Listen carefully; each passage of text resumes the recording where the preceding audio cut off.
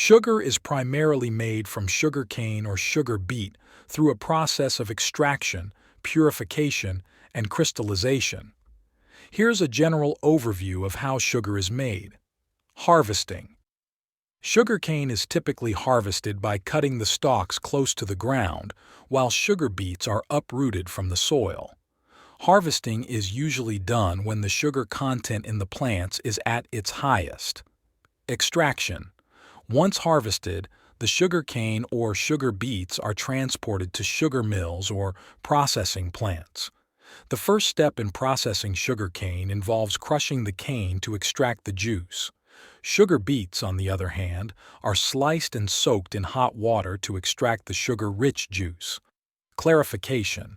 The extracted juice contains impurities such as plant fibers, waxes, and other non-sugar substances. To remove these impurities, the juice undergoes a process called clarification. This involves heating the juice and adding lime, calcium hydroxide, to precipitate out the impurities, which are then filtered out. Evaporation. The clarified juice, which contains dissolved sugar, is then concentrated by boiling in large evaporators. As the water evaporates, the sugar concentration in the solution increases. Crystallization. Once the juice reaches a certain concentration, it is transferred to crystallizers, where it is seeded with sugar crystals.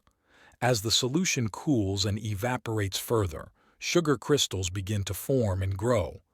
These crystals are then separated from the remaining syrup using centrifuges. Drying and packaging. The separated sugar crystals are washed and dried to remove excess moisture. The dried sugar crystals are then screened to remove any remaining impurities and are finally packaged for distribution and sale. It's important to note that there are different types of sugar produced through variations in the processing methods and the degree of refinement. Some common types include granulated sugar, brown sugar, powdered sugar, and specialty sugars like demerara and turbinado.